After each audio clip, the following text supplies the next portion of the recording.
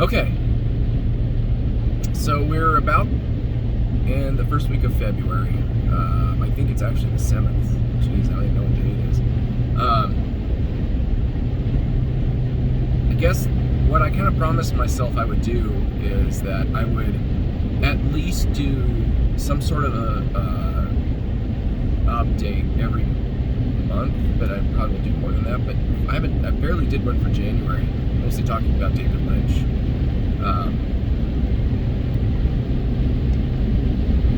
Utilizing the time that I'm driving across the great state of Nevada, northern Nevada, might as well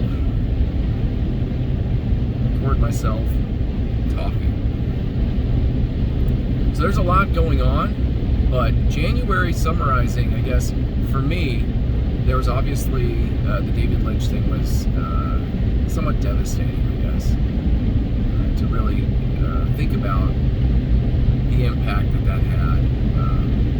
And I kind of want to go in and maybe do like a tier list or something, just because, and see where I would put the movies now and then rewatch them one at a time and then redo the list.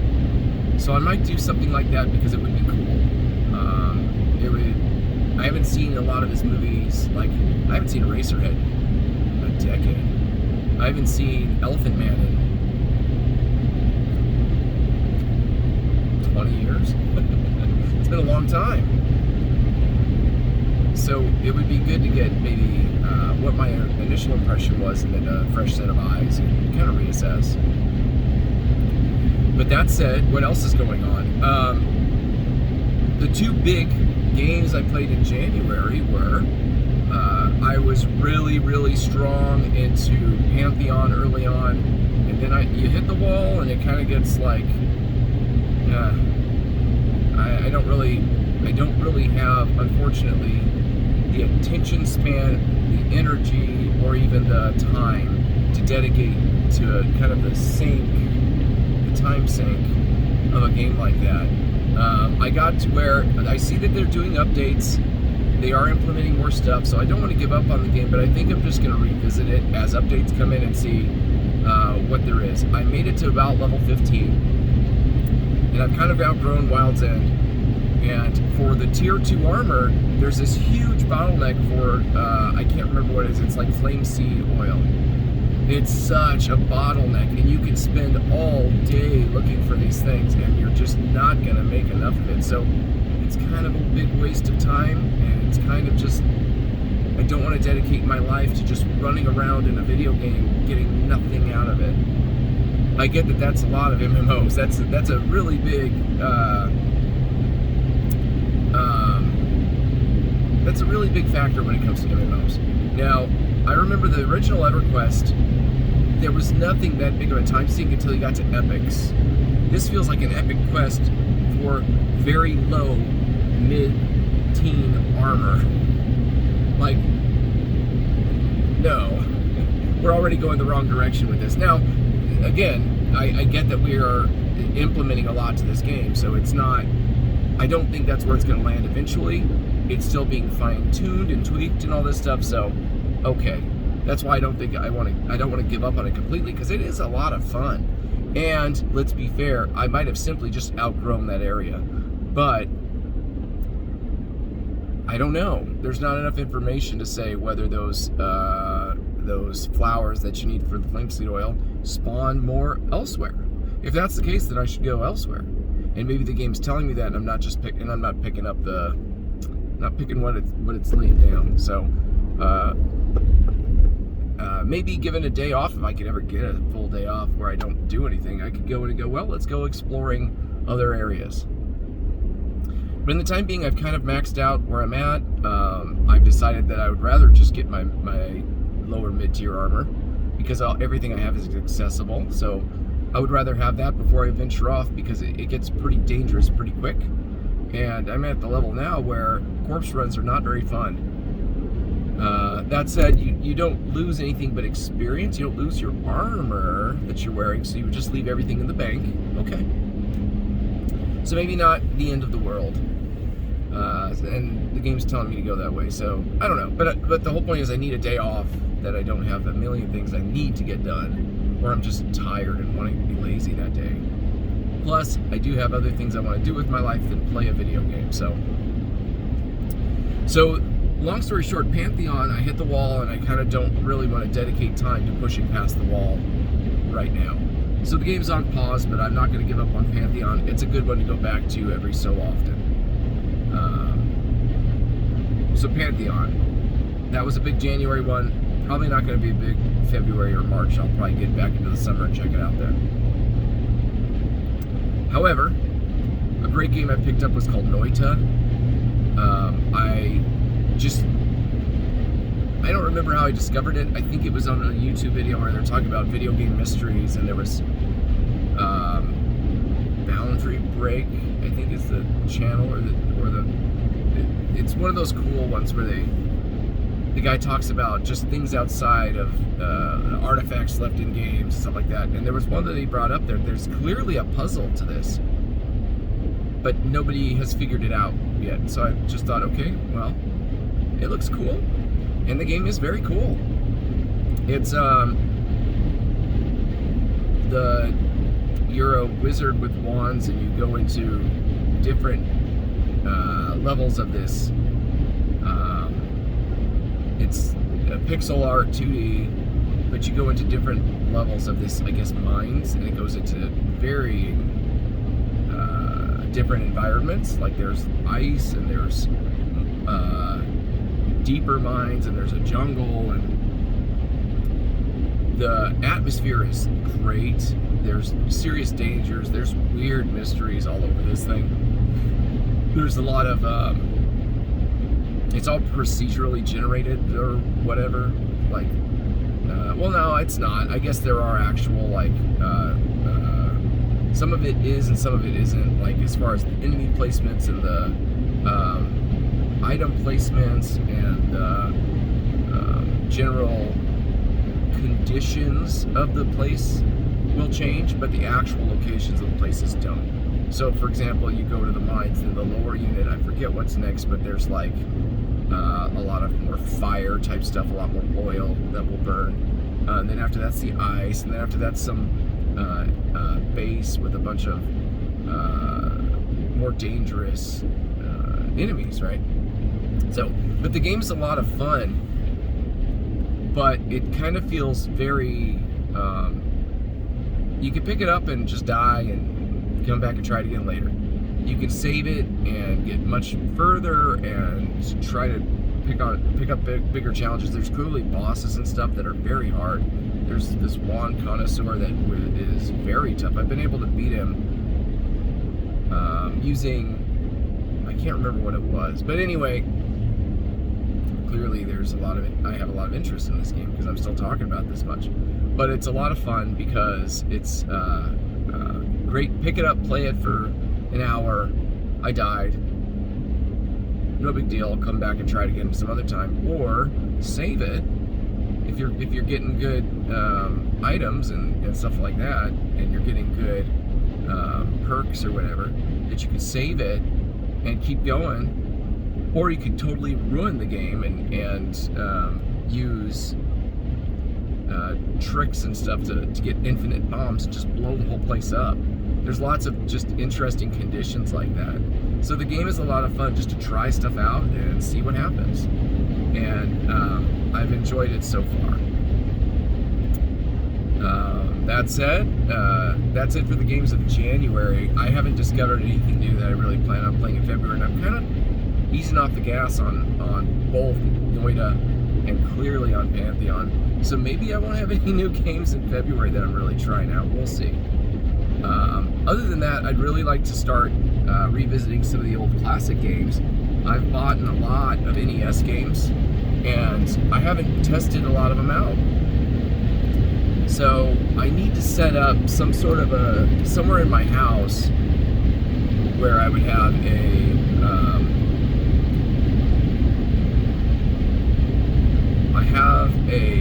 Retron 5 and a little TV, but they're all kind of just it's all in the corner somewhere, and I need to set up a place where, nope, this is where it is. I can start playing those games, and maybe even recording them, because that would be, just like I said with the David Lynch thing, where it would be fun to kind of revisit. I might want to do a tier list for NES games and try them out now. Again, time sink. I don't have time to do that, but there's a lot of nostalgia for NES in me. I spent so much of my youth playing them. It might be fun to revisit and see how much influence they had. I know some of those old tunes are just embedded in my head. I know that, for example, I could talk forever about games like Adventure of Link versus the first Legend of Zelda. I could talk forever about the disappointments of Castlevania games, or the amazing top games of Castlevania, and why I think they are. So I'd kind of like to revisit them as an adult, as someone now that doesn't have nearly as much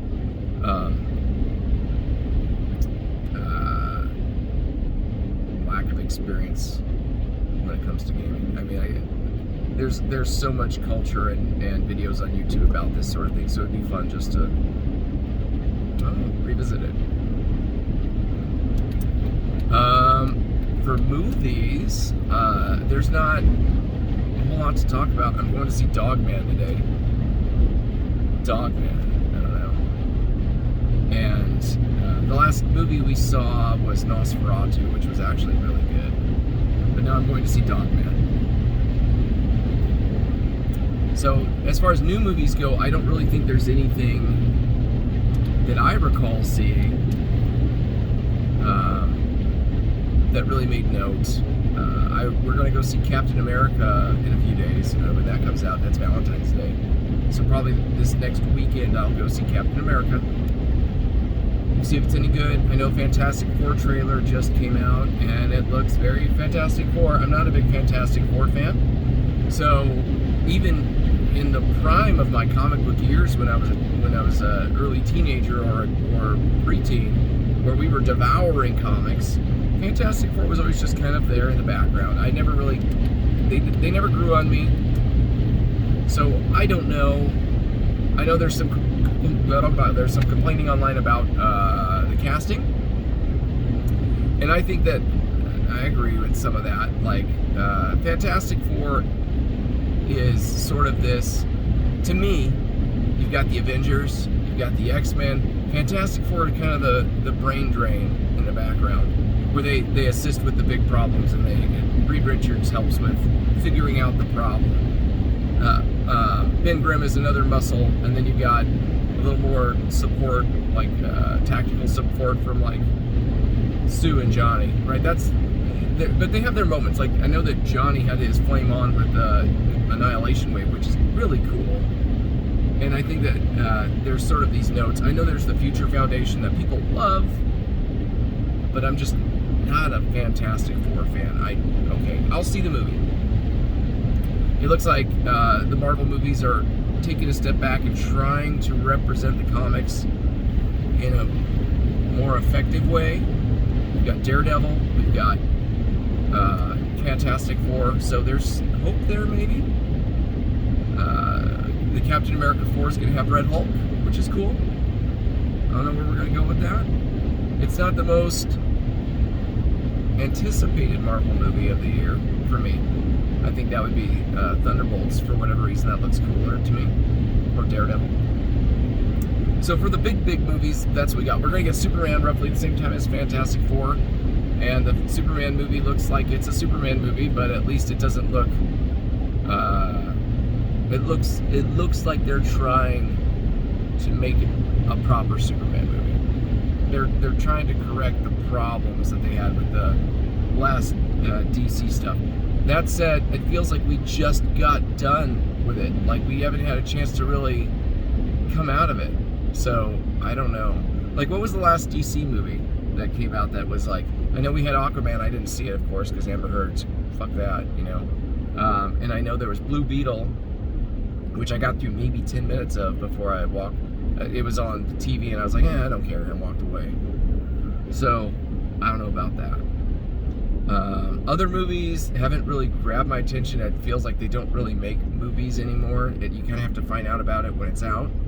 So hopefully there'll be a cool trailer that tells me, hey, look for this. And honestly, movies have been so bad lately that I don't really pursue to see, other than the big stuff, because you can't miss that stuff, like Marvel and DC. There's really nothing that I know of that's really grabbing my attention. Which kind of sucks, because there used to be a lot more out there. There used to be things where I'd be like, I can't wait to go see something. Like, I remember going and seeing The Whale and thinking The Whale will be good, and it was good. I remember seeing Ford v Ferrari and going, that was a good movie. Where is that stuff? I don't know. I think that Hollywood blew itself out, and in doing so lost so much, and streaming has taken over so much that I just don't know. I don't know. I don't know what to think about it. Going into streaming, there's zip, nothing. I don't care about streaming. There's nothing on streaming. I have 3 streaming services and nothing to watch. It feels worse than cable TV. I remember when cable TV, you could spend all day just changing channels trying to find something. I can't find nothing on streaming that I'm interested in. Netflix is garbage. Cobra Kai is the only thing I'm looking forward to, and then why don't I just cancel Netflix? I should have canceled years ago. In fact, I should cancel that when I get home tomorrow. Fuck Netflix. There's nothing on there for me. 0. I can watch Cobra Kai at my girlfriend's house because she won't let me watch it without her anyway. So fuck Netflix. There's nothing on it for me. The only thing I really enjoyed on Netflix in, God, I don't remember how long, was Cobra Kai, Extraction. That's it. I am clearly not the target audience for Netflix. So why am I paying them? I'm cutting Netflix. I don't know. I'm stupid for not doing it. In fact, as soon as I get where I'm going, I'm going to go on the app and just see if I can cancel it there. I'm wasting my money on them. There's nothing on Netflix for me. Nothing. Then I have Disney and Hulu. There's nothing on Disney for me either. There's occasional things I find that are cool. We watched John Williams performing the magic of John Williams out of nowhere. I was like, that was cool. I liked it. John Williams is fun. So occasionally I'll find something on Disney. Maybe. I never watch Hulu, which I should because it has classic TV. And as I'm about to get into, that seems to be where I'm finding the most entertainment. The other one is Prime. Prime does have a few things. I want to finish The Boys, just because I guess there's occasionally some fun things there. Invincible, the same story. It's okay. I'm paying for it. I could get some entertainment from there, maybe. I think I watched Late Night with the Devil on Prime, if I'm not wrong. So occasionally, if it's good to have is maybe like oh, I didn't even know about that movie. I am looking forward to it. It's on Prime. Let's watch it. So, and obviously I'm paying for Prime just for the shipping. So I don't think I'll get rid of Prime. I'm getting very close to it. Honestly, if it wasn't for the fact that my girlfriend watches Disney Plus at her house on my account continually, I would have probably canceled it by now. I don't see, like, Disney Plus has been a big disappointment. Netflix is just an utter waste of time. So I don't know what else is out there for me. However, like I said, I have been watching classic stuff. I bought Airwolf. I've been watching Airwolf. The show kind of sucks. Airwolf kind of sucks. I remember it as a kid thinking, like, this is like a dad show. I'm in dad age 100%. There's no denying that. And I don't know, Airwolf kind of sucks, but I don't know. It's at least got some entertainment value. I bought the DVDs for the entire series for like, what was it, $30. I pop it in. It's on in the background. Sometimes they do something interesting. So most of the time it's like Airwolf seemed like there's this weird fascination with helicopters that came out of nowhere in the 80s. And Airwolf is like the badass military helicopter that they used to go save some guy's ranch or some stupid shit. Like, why? It clearly, the first season was all about sort of international and sort of a secret weapon of a corporation that works for the United States. And there's like this sort of political and intrigue in the Cold War. And it kind of was going that direction. Then the second season came out, and it's Knight Rider or A-Team with this crazy expensive helicopter that there's no way they should waste the money on just the fuel alone to take care of some bullshit, you know, like, I don't know. But so it kind of sucks, but it has Ernest Borgnine, and that's kind of fun. Just having Ernest Borgnine occasionally is great.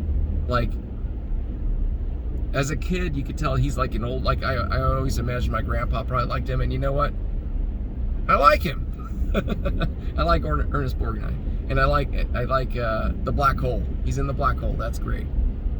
So, Airwolf. I'm not done with it. It's good to have on in the background occasionally. It's interesting. For the most part, Airwolf kind of sucks. For 80s shows, it kind of sucks. I'll just say it straight out. Was it worth $30? Sure. It's more entertaining than anything on Netflix. Absolutely. 100%. And it kind of sucks. Streaming kind of sucks. Worse than Airwolf. Netflix is worse than Airwolf. As a whole. And with all the millions of hours you can watch Netflix, it's worse than Airwolf. I'm canceling Netflix.